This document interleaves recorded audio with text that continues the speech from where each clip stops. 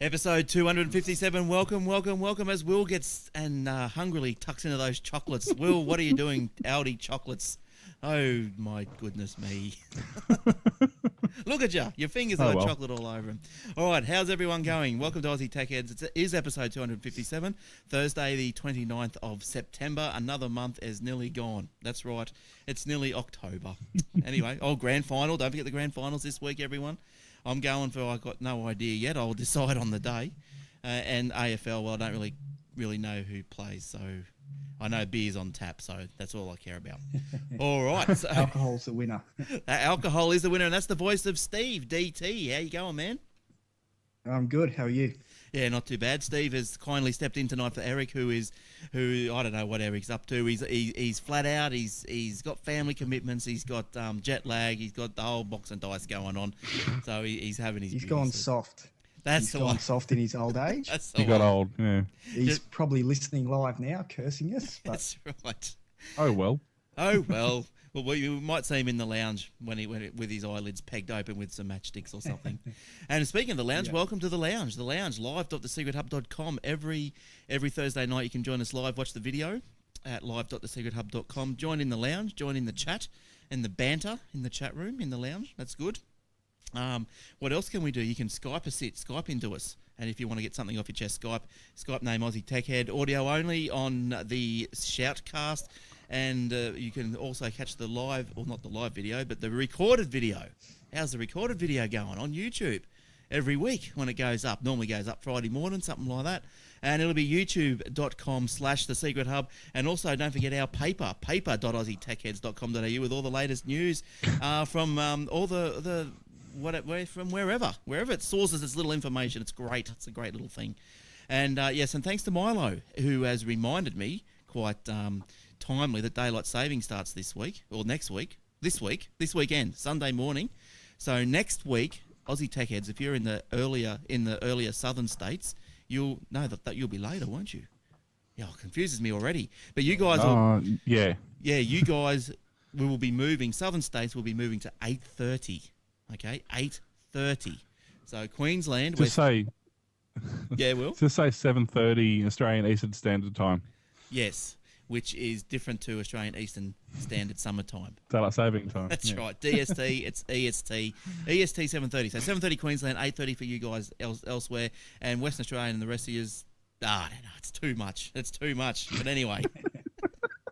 And it's like 3 o'clock on the west coast and 6 o'clock on the east coast in the States or something. There you go. Yeah, I think what'll happen, I think it used to be 7 o'clock for South Australia, now it's going to be 8 o'clock, and I think Western Australia doesn't have it, so it's still going to be 5:30.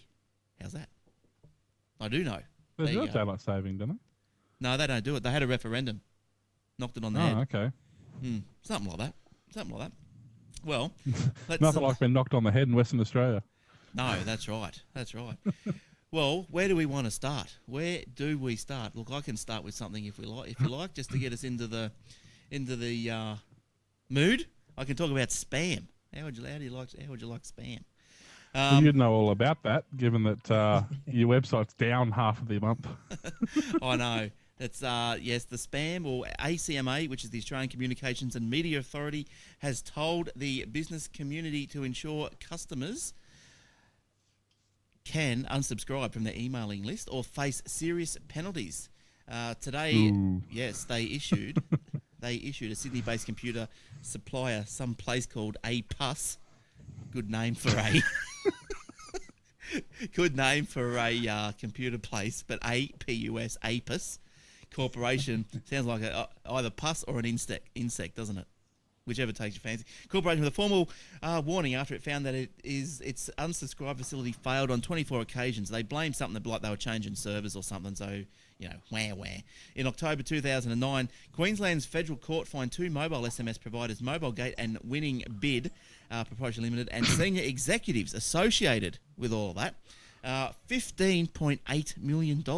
This Mobilegate joint was fined $5 million, Winning Bid $3.5 million, and Mr. Owen and Mr. Salcedo or whatever each received personal fines of $3 million, and someone else was fined $1.25. Huge amounts. Apparently, that was the biggest in Australia so far.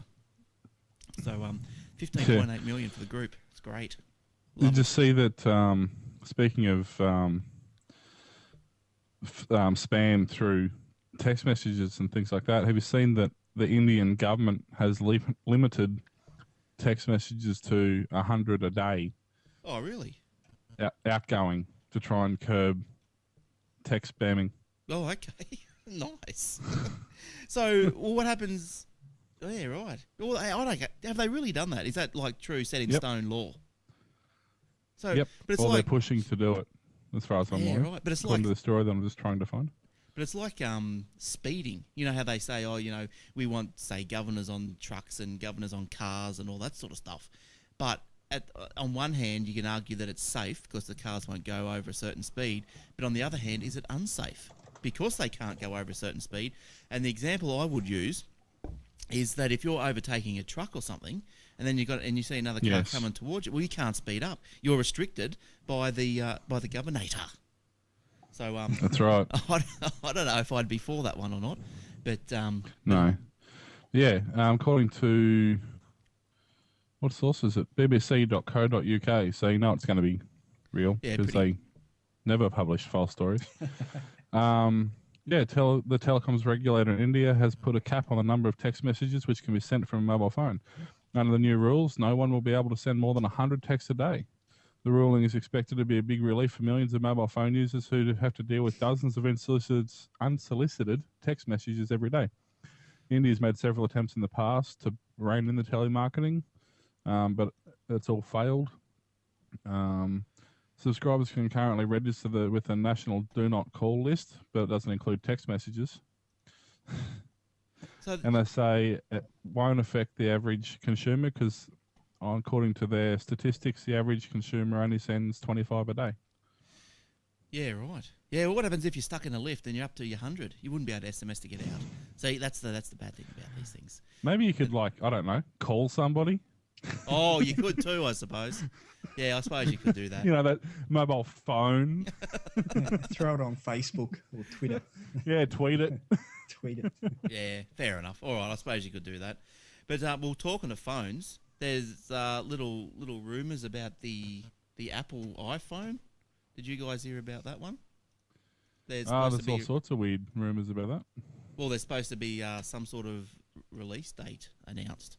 So what's happened to iPhone looks like it's debuted going to be not released, but debuted for announcing on October 4th. In addition to the comprehensive voice control functions thought to be dubbed Assistant and likened to a system-wide navigation system, the iPhone 5 expected to include a speedier A5 CPU, like the one in the iPad 2, 8 megabit megapixel camera, 1 gig of RAM, and of course iOS 5.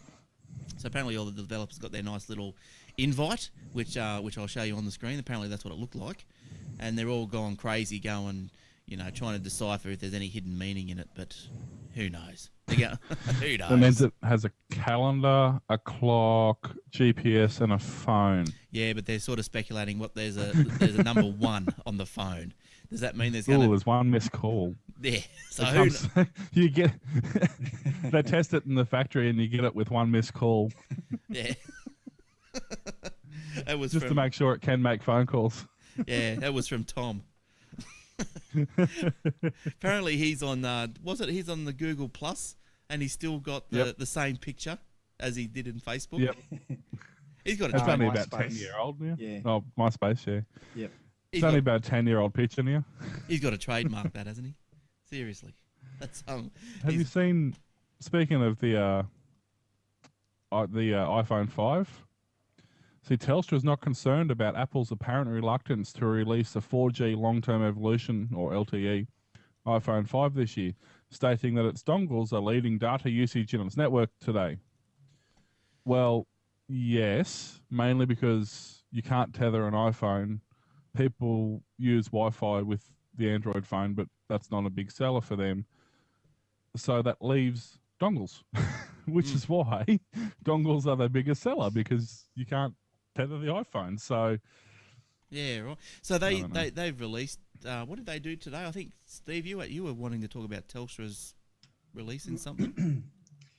That's their 4G. They announced that the other day. They've made that available, but like Will said, with the dongles, it's only available at the moment on their USB dongles. There's no actual phones that support 4G that are out at the moment. So, plan-wise, it's not too bad. $39 a month gets you 8 gig on their 4G network. So now that'll go pretty quick if Well, you're a that's heavy user. pretty much the same price as their normal plans. Yeah, so the only real benefit is the faster upload and download speed, up to 40 meg down.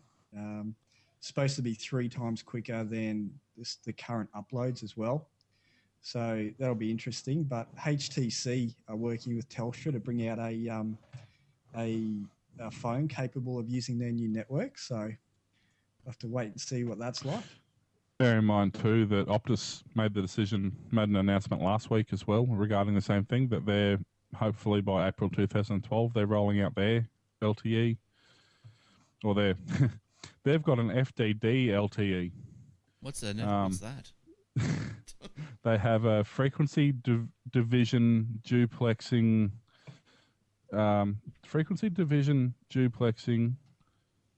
long-term evolution.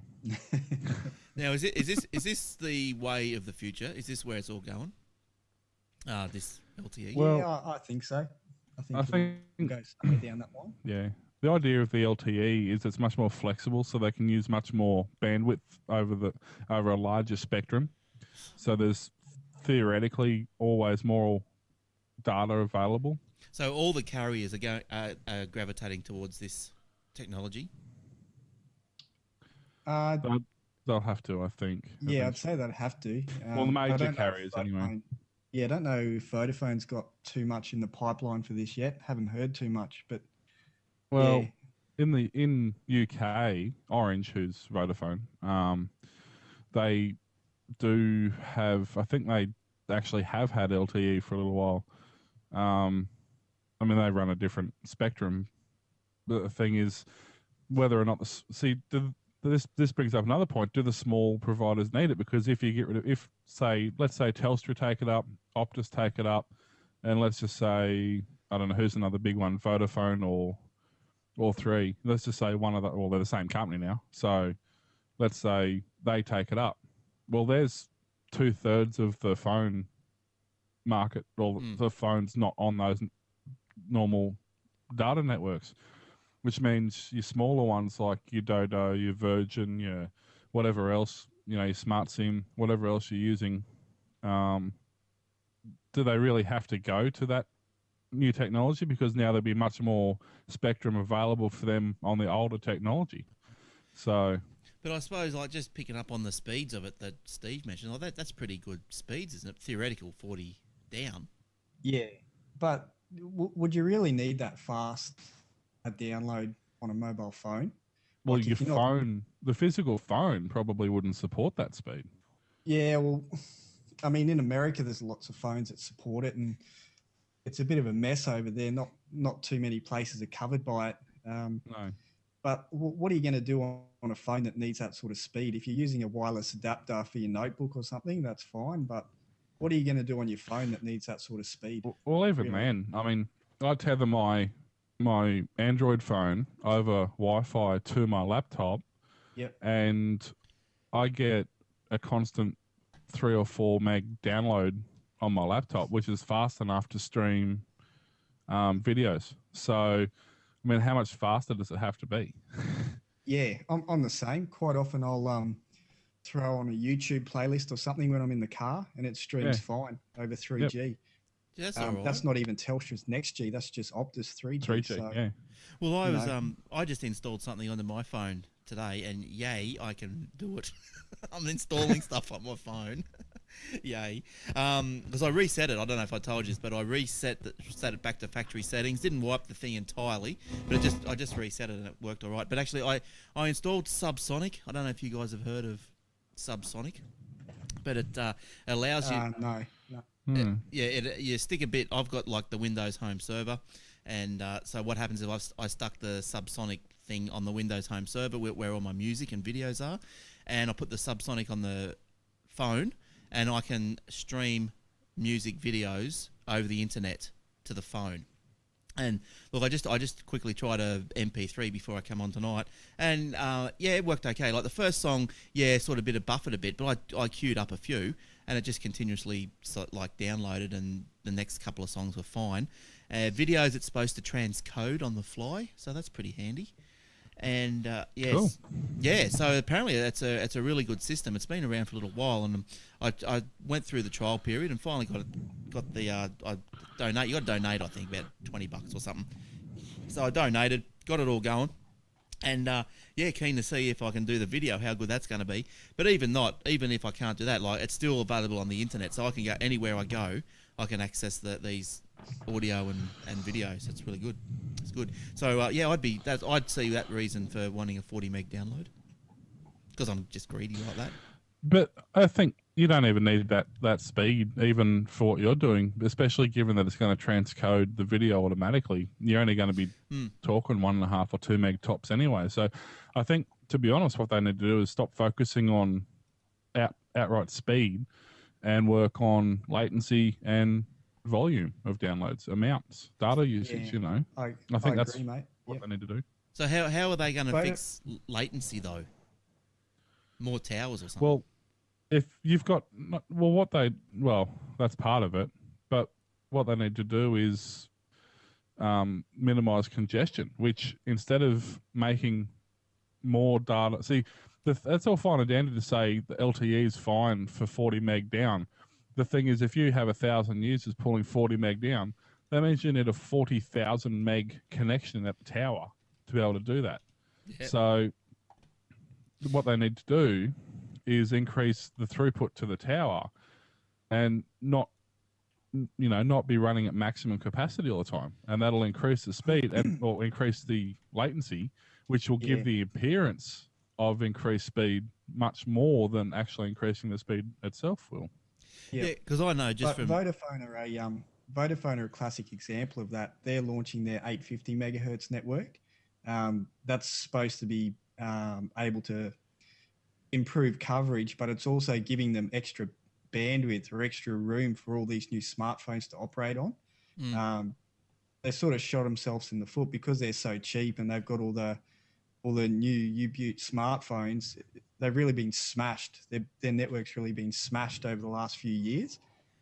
Sort of one of the reasons they're getting a bad rap. So then they merged with 3 as well, and then they shut down all the 3 towers. Exactly. So by adding this extra spectrum, it's giving all these phones more room to play and to operate at their full speed. So because I know just from tonight when I was doing that thing, it's when I was downloading those MP3s, I would download an MP3, start its download, then I'd go back and try and queue up another song or whatever, and it kept on telling me server fail or server whatever, and I just refreshed and it went again. It's like my phone just keeps stalling all the time because it just can't get to the tower. That's what it seems like anyway. A lot of that can be latency too, because you might have it set to, or let's say the phone defaults at 150 millisecond. Anything more than that, it cancels the connection. So if you've got a bad latency, you might actually have a really good connection to the net. But if you've got a poor latency, then you're not going to be able to connect because it's going to say that it can't find the connection. Can I change that setting? Yeah, there is a way. But it's also the lower your signal, the slower the data becomes because it needs to make sure it can get there. Yeah, if you try and push a heap of data through a slow signal, you'll just get heaps of drop packets and things like that. Stuff like that. So the worse your reception, the slower your data will actually come through. Right. Yeah. So so to finish off on phones, the Windows rolled out their Mango. So that seems like their latest little thing that they're doing. Windows 7.5 users can create home screen title shortcuts that activate a section of an app. For example, a tile that displays a group of contacts rather than all contacts. Yeah, blah, blah, blah. Windows 7.5, also known as Mango, that's what the whole thing is, also introduces the idea of smart agents, apps that are fed information as they run in the background. one yet-to-be-released app by Qantas will automatically remind a user that they are starting to run late for an upcoming flight, and its tile will turn red. The app seeks a user's GPS location as the time when the flight approaches. But I dare say, like, what difference, is that than anything else? Like iPad and all that sort of, surely they can do the same sort of thing. Microsoft said it was bundling a full version of Office Mobile with 7.5, as well as a mobile version of Internet Explorer that supports HTML5 and hardware acceleration. Oh my goodness me, they're going crazy. They're going crazy. Look at them. It's like the pokies. They're going crazy. It's sort of like just having a home screen full of widgets, really, like those active tiles. I quite like the idea. I'd rather see it on tablets or maybe even on the PC in Windows 8. I'd like to see how it goes, but on a phone, it just seems too simple for me, just having that tile interface. Yeah, well, but I guess then, it's simple. Like, I suppose, remember those remote controls for old people, like to make it simple with the big red buttons. It reminds me of something like that. It just seems really good at being able to bring all your feeds to the screen and keep you updated, but beyond that, it doesn't seem to offer too much. But I'd like to play with it a bit more. Yeah, so apparently they're doing their global rollout this week, and so I'm sure we're going to hear some more about it. So good on them. Just quickly to finish off the whole phone thing, we have mentioned this before on the show, but I think it's just something worth mentioning again. Just be wary of malware and spyware on your mobile device. It's becoming more and more prevalent, and the latest study has found that the malware on mobile devices has jumped 75% in the previous quarter. So, Android has AVG and a few other good virus scanners on it. There are some for the iPhone, and also tablets and things like that aren't immune either because they're data connected. So, although admittedly most Trojans at this point come in through SMS. Have you seen any nasties on the Android platform? Like, is it actually? I went out and got one. I deliberately went out to get Droid Dream, which was the first and sort of the first major Trojan. And what Droid Dream did basically was it stole information from credit card servers and things like that. So if your bank sent you a confirmation SMS, for example, then it would go through that, take the SMS code out of that, and punch it into the bank. So that's what I actually deliberately set out to get that just to see what it did. But you can kind of notice. I did notice a bit that I had it because it actually did slow the device down quite remarkably when I was sending and receiving text messages. So.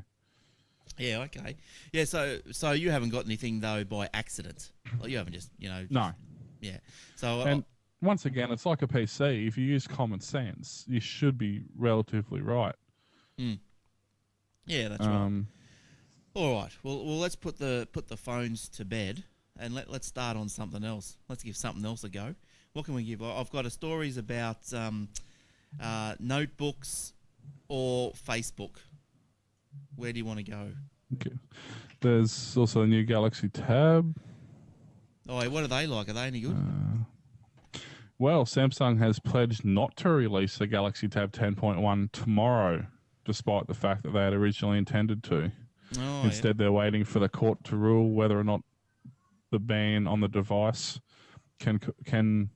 is basically a legitimate thing from Apple. I heard heard Kogan's back down too. Yes. Yeah, but he's apparently still bringing in iPads and that cheaper than you can get them anywhere else. So yeah, but he backed down on his even Samsung. His phones. He's doing some Android phones at the moment. Oh right. So he's bringing them in cheaper than than what you can up to $300 cheaper. Gee, that's all right, isn't it? So. Well, speaking of cheap cheap stuff, the Amazon this week's unveiled their Kindle Fire tablet. Now, did you know anything about these, Steve? Were you looking into these? Only what you guys have in the show notes here. Basically, it's going to be about half the size of the iPad, running a version of Android, and it's going to have access to most of the stuff that's on the Amazon App Store. No, I like your version better. Yeah, the Amazon. The Amazon App Store. Amazon, yeah. So yeah, I just think a lot of people have been saying, is this going to be an iPad killer? Well, I don't think it's going to come close. No. Might be a worthy competitor for the Nook color, that type of thing. But what you're basically buying here is you're buying the Amazon ecosystem. So the movies, the music, the ebooks, you're basically buying a device to bring all that to you. So I think it's going to take off quite well. And US $99. Is it 99 or 199? Yeah, 199. 199. That's still quite cheap. Oh yeah. Sort of brings it back in line with the touchpad that I've got. There's actually a market for cheap tablets. They don't have to be the most powerful thing or do everything. They just need to offer a function, and I think this is going to go quite well. Yeah, so I think they're just a bit smaller than the iPad, but just showing a graphic now on the 7-inch. Yeah, on the screen for those who are watching on the video. But they're a little bit smaller than as Will said, 7-inch than the iPad. But quite very similar keyboard wise. Just very very similar by the look of it. They're quite a high DPI. They're 169 pixels per inch, which is quite high for a tablet. They're 1024 by 600 resolution, so that's a very high resolution screen. So the screen would be really nice. It's 8 gig internal storage, which is basically which isn't, these days that's not a large amount by any means, but it does have the free cloud storage for all the Amazon content. So all your apps, all your books, music and movies that you buy through Amazon are all stored on the cloud. Yeah, so that's right, which is really good, because they had a dig at Apple, didn't they, about that? They said, well, we don't have to sync to a PC, we sync to the cloud. Nudge, nudge, wink, wink. But anyway, the Fire runs a version of the Android software, and as Steve said, it has access to applications through Amazon's Android store. Unlike the iPad, that's what Will just said about the cloud, blah, blah, blah. Now, the Kindles have come down in price all over the place, even the black and white ones. Apparently, the cheapest one now costs $79 US.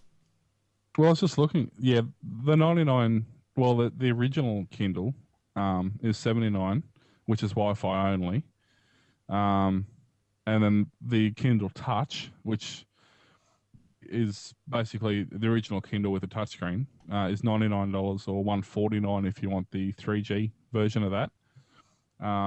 Which I was actually just looking, but prior to the Kindle Fire, the Kindle DX was their last major, device, which pretty much has a 10-inch screen. So it's the closest to an iPad in terms of that, but it's still the e-ink, so it's still black and white. So we must say, sorry.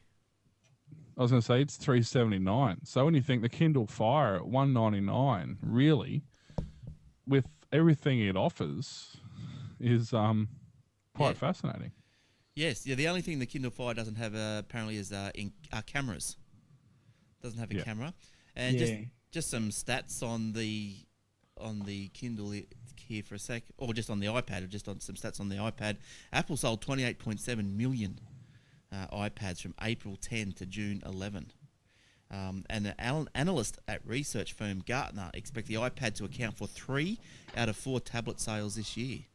So, I guess the only downside is Kindle's known for their battery life. Like the original Kindle was 1 month, and the Kindle Touch was 2 months battery life. Now, the only downside is because this Kindle Fire has a normal LCD screen, not an e-screen, it's basically 8 hours continuous operation or 7.5 hours of video playback. So in that respect, and I'm not 100% certain on what their market is, because everybody who's got a Kindle's or either going to get a Kindle or going to already has one, because they're designed for reading and they're better on the eyes. So I guess really they're trying to compete with a normal Android tablet. Well, they must be, because I think the other thing they're trying to do is get everyone onto their movie subscription service, like bring all that digital content in, like the TV shows and the movie shows, bring it to the device and charge them as subscription. because I think they got deals with Fox, haven't they? They got deals. Yeah, they've got a few different deals like that. Yeah, so they obviously got access to a lot of content, and but the Fire is color screen and all. Like, it's not going to be like the Kindle with the e-ink, is it? Like, it's going to be LCD screen. Would that'd be right, wouldn't it? Oh yeah. It's also saying it's a very high resolution, very good quality screen. But while the Fire and the iPads are going crazy and all the Android tablets, consumers who browse retail websites using tablet devices are more likely to press the buy button than any other online shoppers. So marketing experts report that the combination of retail website and the iPad or other tablets is proving a potent combination when getting the shoppers to push the buy button. Australians have a big appetite for the tablet computers, with Market Watcher, what's that? Tell site predicting sales here will hit 1.2 million units or more by the end of the year. That's a few, isn't it? I would have thought it might have been more, but that's still a few. No. Yeah, most of these 70% will be iPads. Sorry? 70% will be iPads. The remainder split between Android machines and a range and BlackBerry. What's that like? The BlackBerry. Is that thing still alive? Yeah, well, no, it's got the BlackBerry Playbook tablet. Like, geez, can I get a good name for it or what? Yes. But I don't I know. wish BlackBerry would just die already. Die in a fire. Put it out of its misery before it gets going. But but I know, like, it is easy to buy, isn't it? Like, I sit there and, you're looking through the App Store with my iPad, and you come across an app and it's $3 and you go, what the hell? Buy. Yeah, well, I think that's the thing. It's if you're browsing even something like eBay or whatnot on your device, you're generally not just dicking around. You're usually there for a reason. Like on the PC, eBay's basically, on my top 10 viewed stuff. So all I can do is go to it, click on it, and it's no big deal. I can look around and do what I want. But if I access it on my tablet, then there's a fair chance there's a reason I'm actually accessing it. Yeah. I'm probably going to buy something, or at least, give it a fair bit of thought. Yeah. So I've been talking about eBay. I bought something through the week on eBay. I don't know if you guys have heard of these things. You probably have. It was only $20, but I'll show you what it is. Do you know what that is? Now, for those who are listening, it's a small. I don't know. We've got to wait for the stream to catch up with you. It's a small silver cylindrical device. An MP3 player. A waterproof MP3 player. It is. It's a waterproof MP3 player. How cool is that? You know how I know that? You got one? Because I bought one exactly the same, put it through the washing machine by accident, and it's never worked since. Don't tell me that. Well, apparently they work, because... But that's probably subjected to some heavy, thrusting. But so that minimises its usage then. Yeah, you thrusted too hard, Will, and broke it. but no, this is I bought this. I'm going to go swimming. I'm going to go swimming with it. My sister brought one. And it works fine for her. So we'll see how that goes. We used it in the pool for a while. That was okay, and it just stayed in one of the pair of shorts in the pockets, went through the washing machine.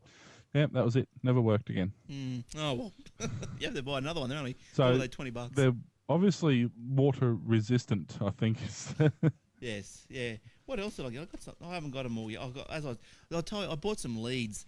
I don't know who I was saying the other day, but like, I've got some leads and like they were $1. And so I felt guilty, and so I thought I'll buy 3. It cost $3, $3 free postage. So I thought, well, I can't, all that way just for $1 thing. So, but the 3 will come in handy, just for spares or whatever. So not unhappy about it. All right. What can we say now? Oh, let's do the fastest Audible ad under the sun. I was Audible. going to say, we're going to do an Audible ad. Yeah, we haven't got Mr. Audible here tonight, but the fastest Audible ad. I can do a. Well, I'll talk about it if you want to bring description if something you up. want. Yeah, if you can bring something up. But AussieTechHeads.com.au, on the front page, there's a banner, banner that you click on. Go to audible.com, sign up, and you get a free book for the first, whatever it is. I forget now for how long. Was it 14 days? You get a free book, and you can keep the book for as long as you like. You don't have to send it back. Doesn't delete. But if you sign up, and you can get a book every month for however much it is, and they're great. They're great. Good on you. Yeah, well, I don't know. I wasn't planning on doing an Audible ad tonight because Mr. Audible wasn't here, but we thought we might as well just plug the thing. If you sign up through the banner on the AussieTechHeads.com.au webpage, you're helping us out as well as helping yourself out with some great content. What do you got, Will? Do you want me to do a pick or not? Because I can if you wish. If you got one right there, yes. Yeah. Right there, right. There's well, you all know about Michael J. Fox. You know, yes, brilliant actor. Spin City, Back to the Future, Secret of My Success, all those sort of movies. He's obviously slowed down a little bit lately in the last few years because of Parkinson's. And he's put out 3 really good books. The first one of the 3 was called Lucky Man, a memoir. The second one was Always Looking Up, The Adventures of an Incurable Optimist. And the third one was A Funny Thing Happened on the Way to the Future. And he narrates them all, and it's actually quite interesting because, as they're basically 2 years apart. So, as his PD progresses, you can actually hear him struggling more and more in the books to read them. Yeah. Okay. But I'll play a sample of Always Looking Up because it's my favourite of the 3. But basically, he talks about everything from how he's,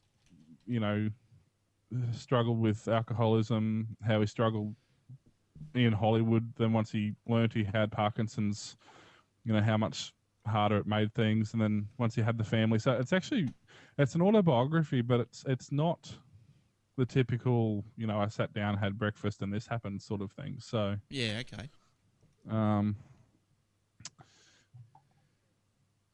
Because I know with his Parkinson's disease, I saw him on a show last year, The Good Wife, and yeah, he's starting to get a lot jittery. But apparently, he takes tablets for it and all this sort of stuff. And you can see him pre-jitters on what's the show? Family Ties. That was the original title for the memoir written 8 years ago. On the second or third page of the earliest draft, I made reference to myself as being a lucky man. After a few edits, I kept going back to those 2 words, and eventually they found their way onto the cover of the book. They fit then, and they still do now. As the title for this new book, Always Looking Up works on a couple of levels. First off, let's just get this one out of the way. It's a short joke.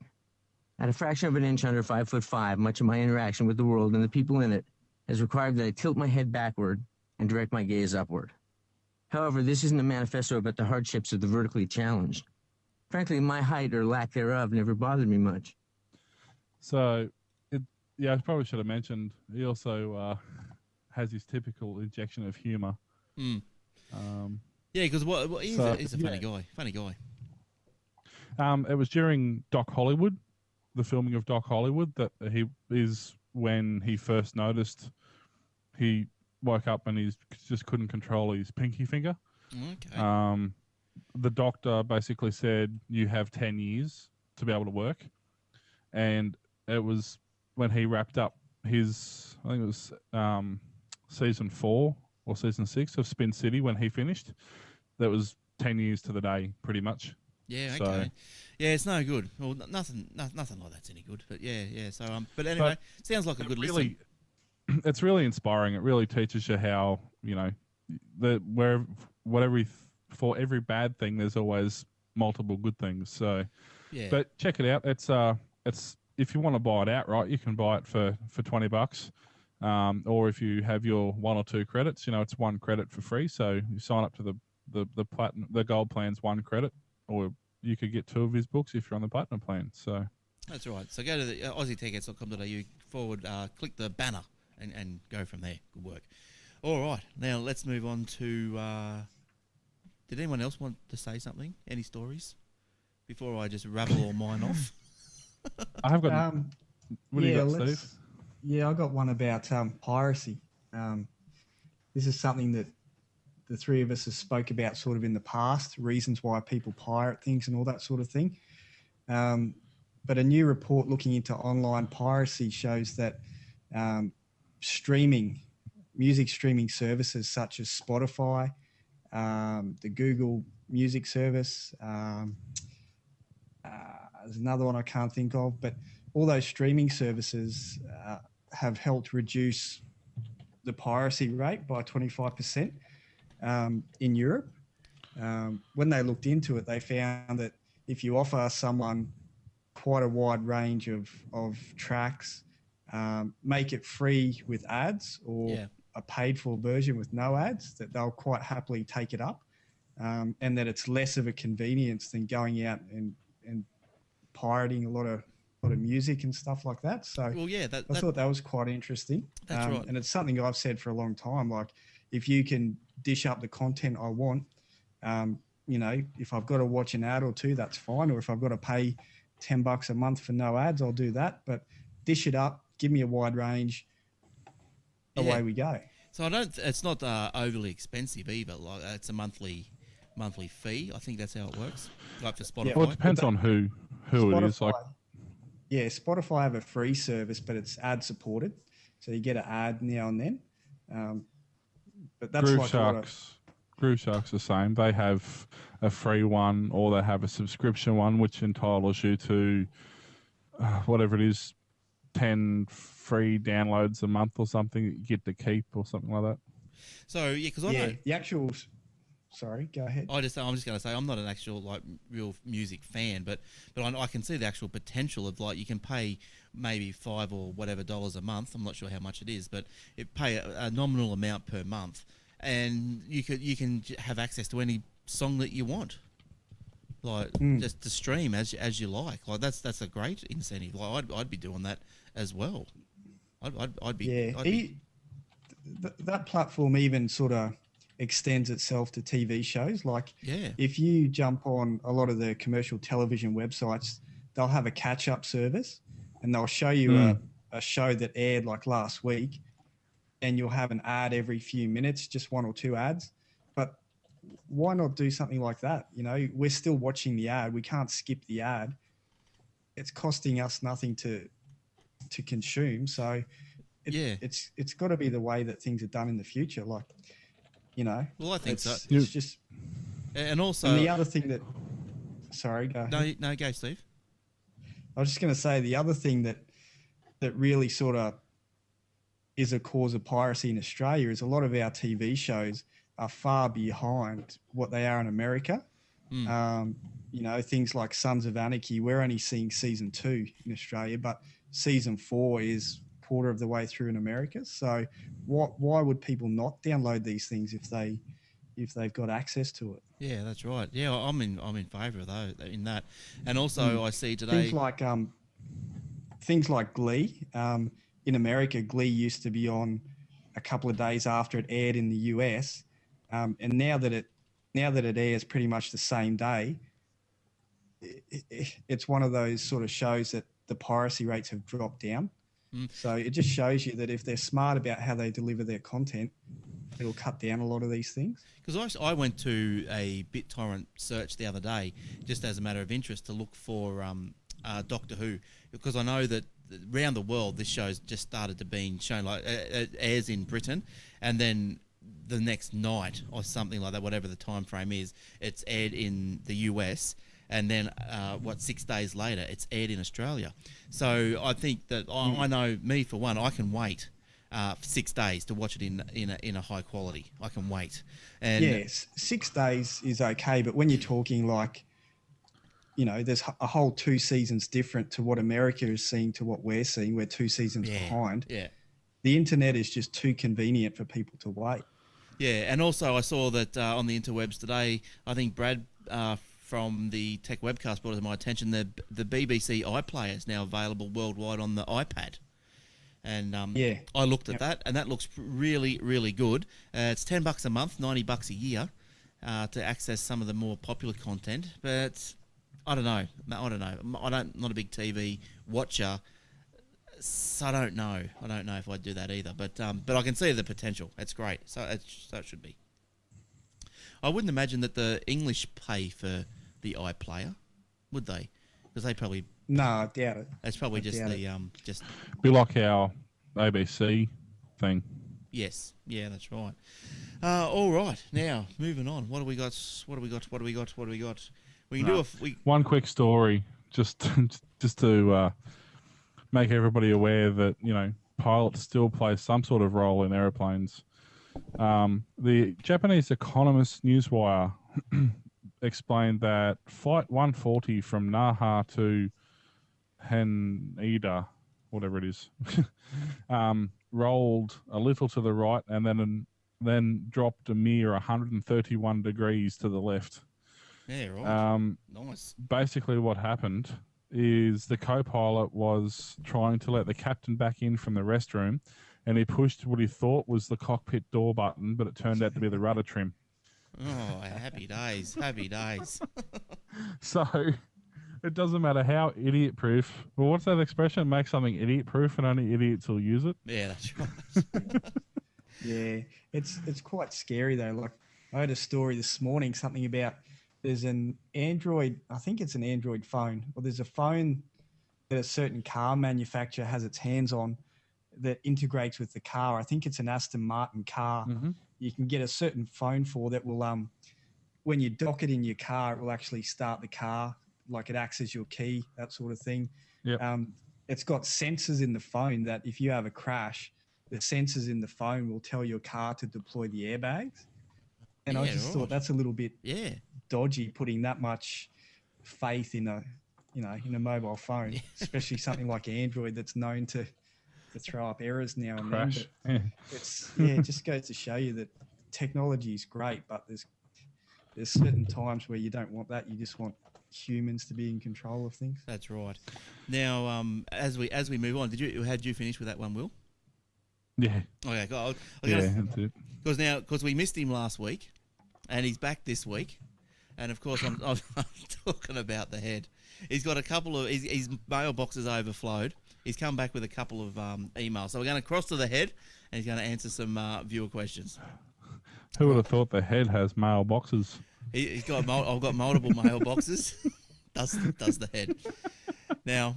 One of the first emails I got tonight, or this week, or over the last couple of weeks, I thought I'd bunch them together as in a sort of, do a theme. So, here we go. Okay, so, oh no, where are they? I've lost the head's lost his emails. Hang on. Where are they? Oh, here we go. They're right Is the at the head top. drunk? No, the head doesn't drink much. So, okay, so we got... Unless it's absolutely necessary. No, exactly. So now Head's got a video too.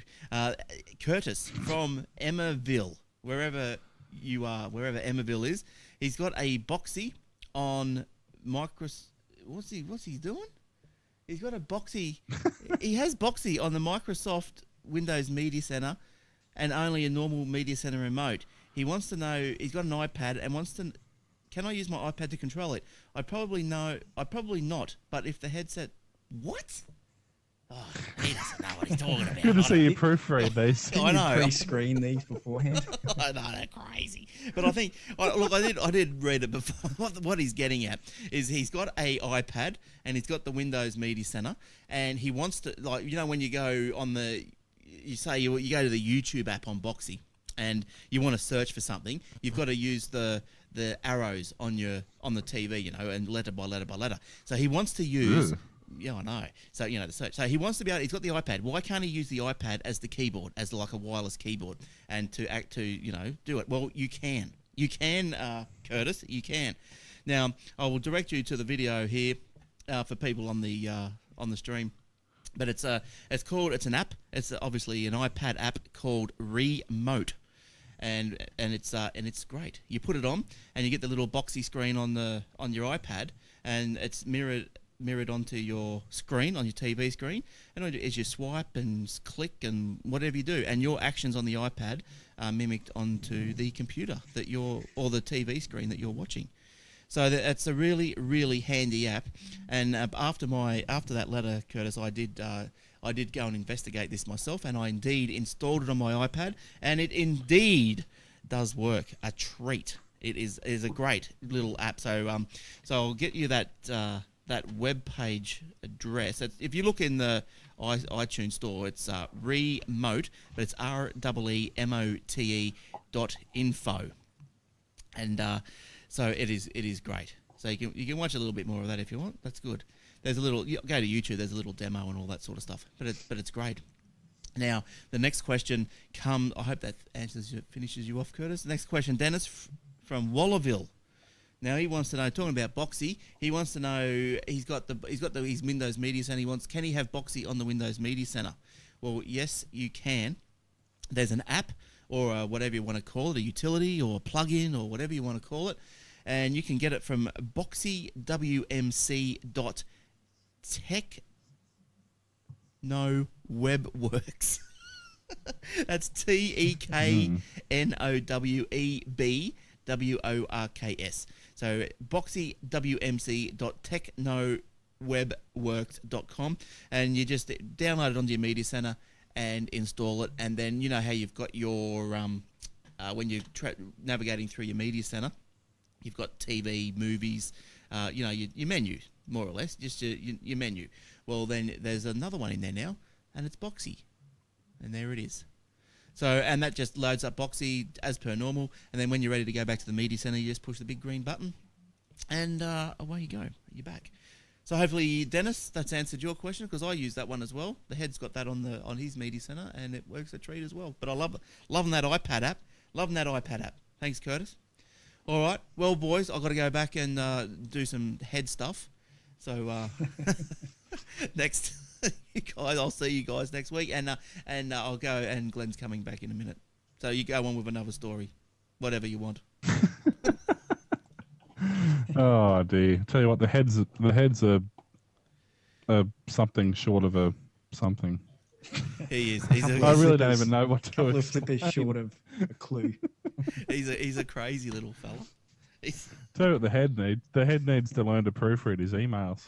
Yeah, I know. He does, doesn't he? Oh, I tell you. I think it gets lost in translations from the email to the notebook. But, what can you do? Oh, dear. He's the head. He's the head. You need to, yeah. I got a Darth Vader voice changer if he wants to use that. No, I think no, I don't know what to do about the head. He doesn't. I don't think if he does voices, well, then it's going to detract from the seriousness. The seriousness of it all. That's right. That's right. But we'll see. We'll see. I'll get him to proofread next week. See if he can sort himself out. Stupid head. Just one more security thing I'd like to bring to people's attention as well. Just bear in mind, there are still people who are cold calling, who are trying to gain access to your computer by basically saying the operators claim to be associated with, a well-known company brand, and are basically saying, we feel you might have a virus. Can you go to this website for us? And once you go there, of course, it says you do, because that's the way their website's scripted. And then they'll say, can you just click that button and let us remotely log in, and we'll fix it for you. So if anybody asks you to do that, generally it's probably a good idea to say no. And what's kind of getting annoying is they're using a legitimate service, which is logmein123.com. It's a legitimate logmein. It's an assistance-based web service. It's designed for techs to help their customers. But yeah, the problem is they're using that and doing bad things with it. So if you're friendly computer tech, whoever he may be, somebody you trust, says to use LogMeIn, that's okay, because LogMeIn is a legitimate service. Just if somebody rings you up and randomly asks you to go there, you probably shouldn't. No, that's right. I've had one of those phone calls, And yeah, they asked me to log. As soon as I got to the log me in stage, I just gave them what for. I wasted their time and then gave them what for. But yeah, I I put my 4-year-old son on the phone and got his little learning computer and said, "Here, fix this." And they he's pretty clued on, and they're trying to get him to click on start and stuff, and he's going, no. "There's no start button." Because they told I me did it with I did it with a Linux box. Oh yeah. They got no clue. because they told me oh, now just go to this website, and then I said, well, I can't because I'm on dial-up and I'm on the phone to you. And so what they made me do was they said, well, okay, have you got a mobile? So they rang me back on the mobile and said, well, now dial in on dial-up. And I said, oh, you're kidding me, are you? You're fair dinkum.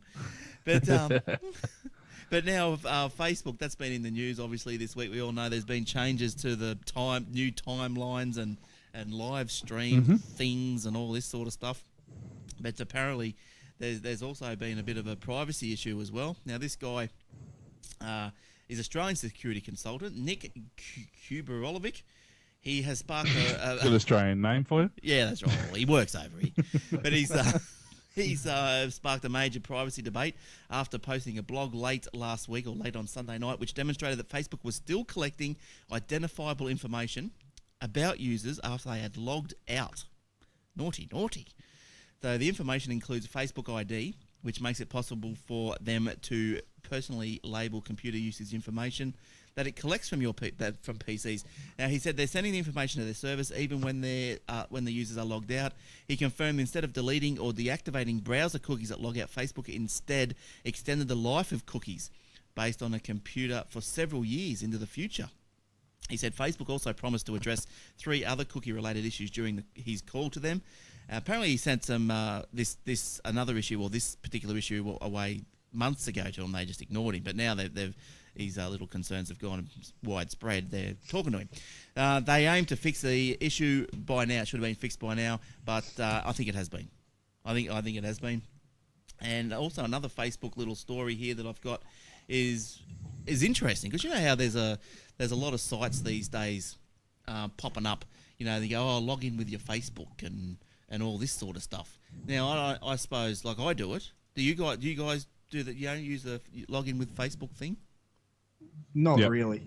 Some things I do, but yeah, I do. I usually do. It's just easier. Well, yeah, that's right. But apparently, what's been going on is it's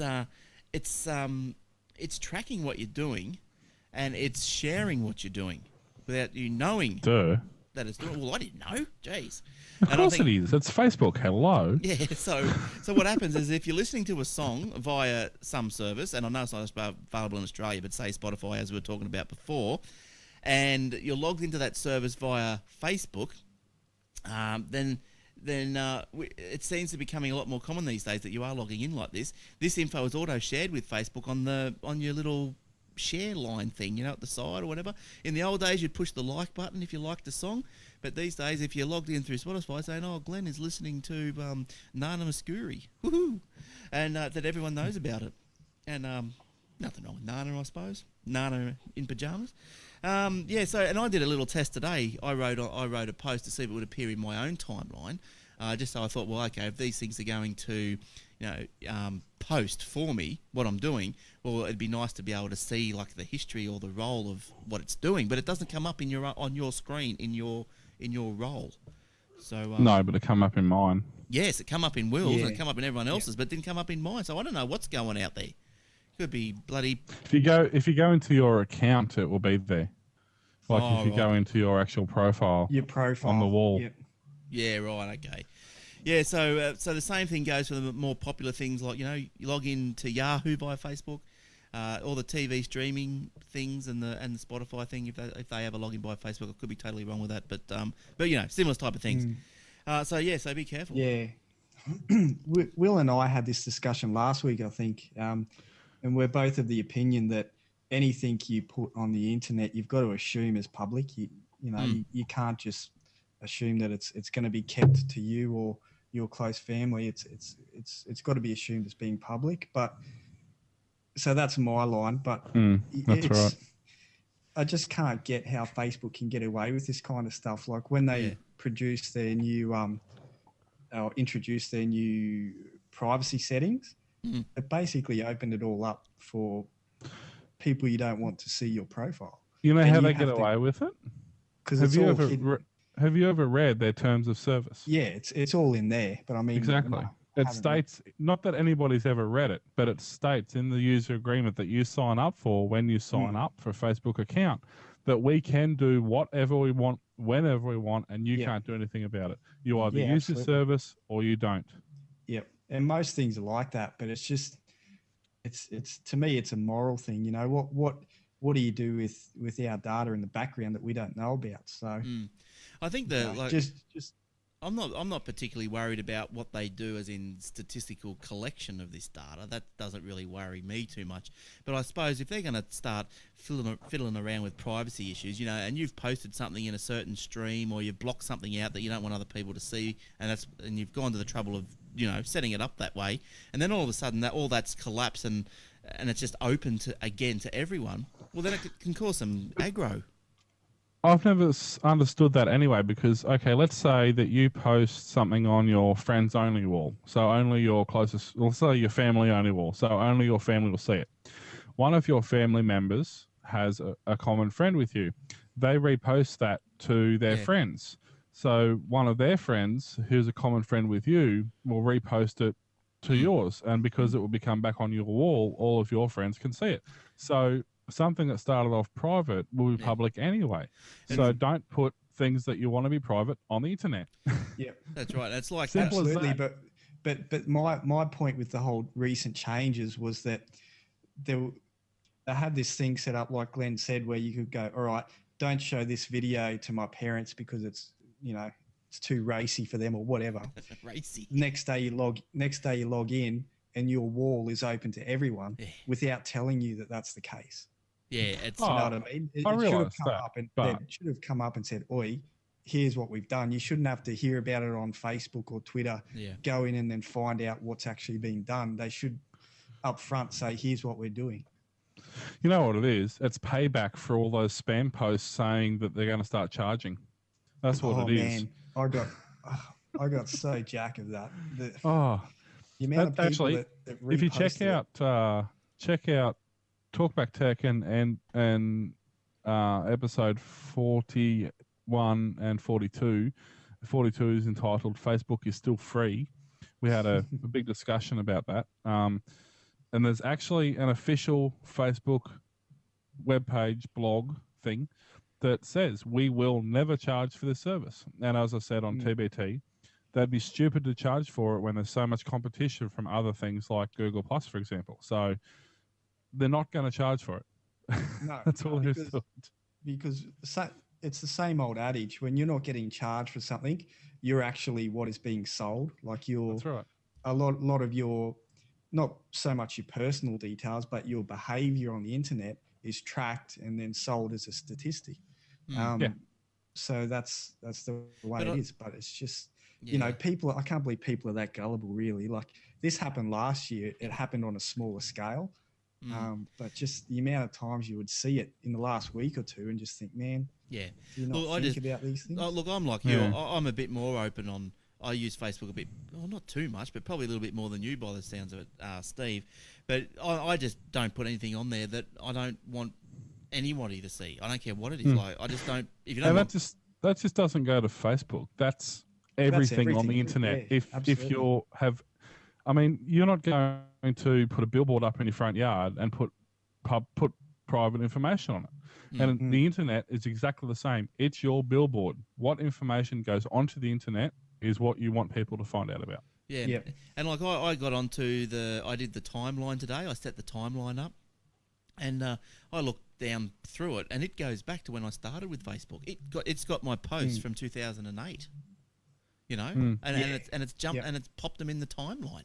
What I was doing in 2008 and stuff, what I posted and all this sort of stuff. So pretty cool, isn't it? Yeah, it's actually pretty cool that you can do that. But again, if it was if it was tied up and secure and private, that it would be a good tool, I think.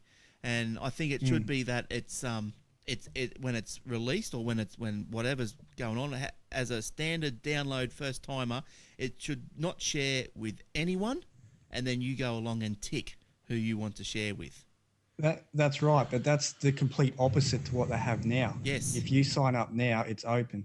And my biggest gripe was that the information that you had on there that you set up how you wanted suddenly overnight became public. And there's no way to go, hey, all those posts, I want them hidden. You have to go through one at a time and hide them.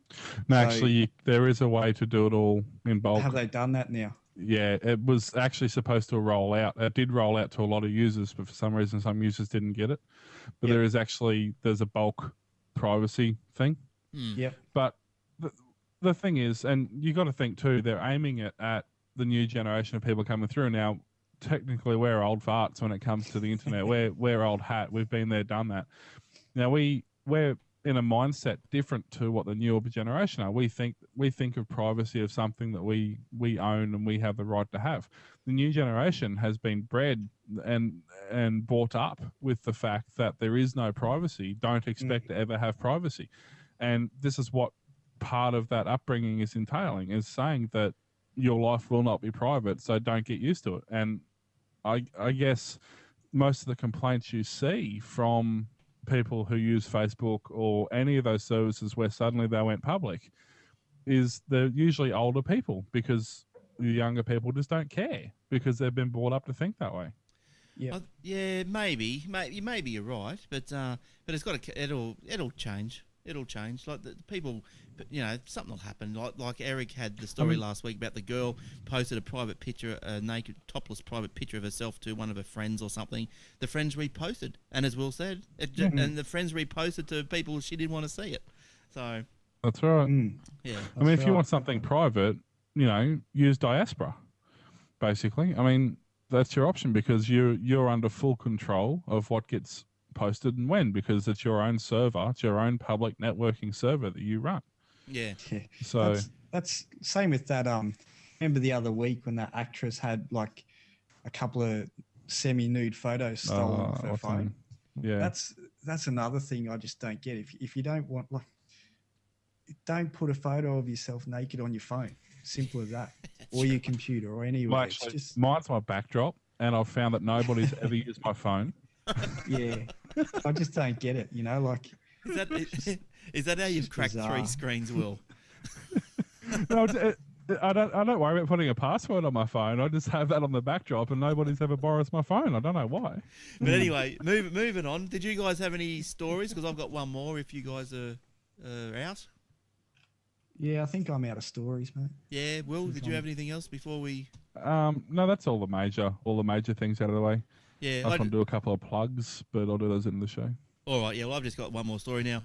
The webpage, dss.collections.imj.org.il. Now, what's going on at that page? 5 Dead Sea Scrolls have been captured. Oh, keep pushing the wrong button. 5 Dead Sea Scrolls. That's the one I wanted. 5 Dead Sea Scrolls are being scanned by Google's lend a hand and help scan these things, including the Temple Scroll and the Great Isaiah Scroll. Now, so what's happened is all these scrolls, that they're really paper thin and really hard. And apparently, they contain some of the first writings of the Bible, something like that, or of all these sort of things. Now, the Dead Sea Scrolls were discovered in 1947 and 1956 inside 11 caves along the shore of the Dead Sea east of Jerusalem. And as well as they contain the oldest copies of many biblical texts. And they also include many secular writings relating to the life in the 1st and 2nd centuries. Now you can see some of those all online and digitised. Whoopee-doo. So if you're into those sort of things, go on, dss.collections.imj.org.il. That'll be very interesting, I think. Yeah, look, I went there, and there's also a little video as well, and it sort of just takes you a quick brief thing of how they were discovered, and they show you the cave they were discovered in, and they're 2,000 years old. Well, are they 2,000 years old? Yeah, pretty much. Yep. Did you cover last week, because I haven't had a chance to listen yet, about who's your your website hosted at? Oh, Venture IP. Yeah. Now, didn't they just bought it from the ones who got hacked? No. And then No, they were with I forget now who they bought their domains from, but yeah, I think that I know where you're going anyway. Net Registry got hacked or DDoS, didn't they? Yeah. Again. Yeah. again, Yep. Yeah. So I don't know if that which is yeah, I don't know. what they got hacked. So somebody bought them, and then they got hacked. Yeah. But, So how's that working? Oh, I don't know. I don't know. My page is still down, so I haven't completed another build yet. So I might get onto that this weekend. Oh no, it's grand final. It won't be this weekend. maybe next weekend.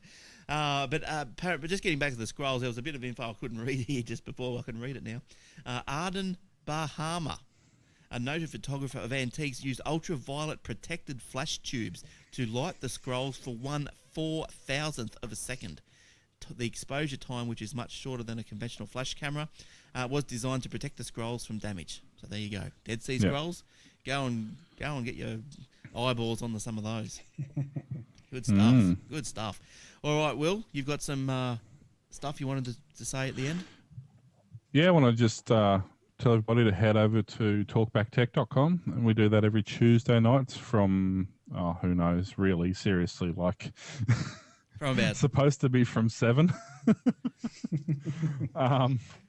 And Call we it do that live 7:30. at thesecrethub.com. Call yeah, it 7:30. 7 pre-show 8:30. 7. Yeah. And also following that, we have the new Android show, which seems to be a fortnightly thing at the moment, but that'll change back to weekly. Are you getting out of the Greek alphabet with that, or is that how it's going? Well, no, we're just going to go. We figure we've got enough letters to sort the bugs out. So by the time we get to Zeta or Zelda or whatever the Z is, we're pretty much sorted. Oh, that's good. And have you got a name for the little Android yet? I know I was asking you a couple of weeks ago. Well, we're probably going to. There's actually a one of our listeners, one of our very early listeners to the Android podcast, Ryan. I want to thank him. He started up droidsdownunder.com. At the moment, it's just a basic splash page, but effectively it will pretty much be part integrated into the show. It will be forums, it will be reviews, it will be, all that sort of stuff. So we're probably going to integrate and become part of that if everything goes according to plan. And also, so we do the Android show after Talkback Tech at live.thesecrethub.com Tuesday nights, and you can also search for them on Android and on the Listen app on Android and iTunes. Good stuff.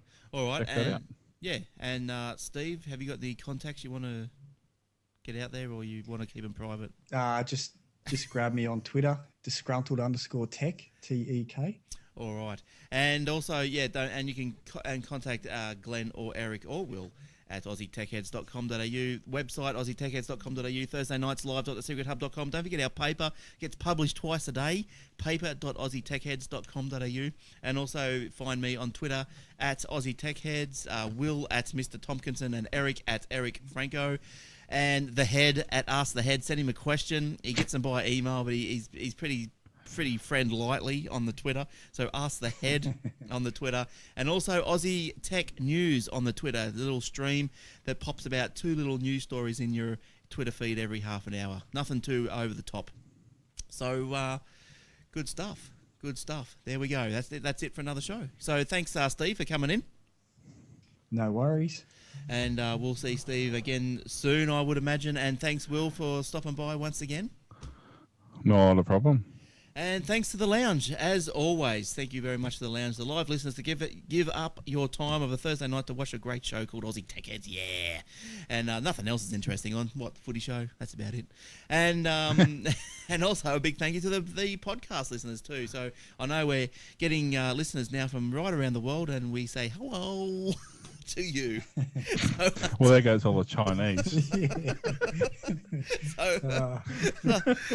so until next week, it's bye from us and bye from me. Bye bye. See you guys. Bye.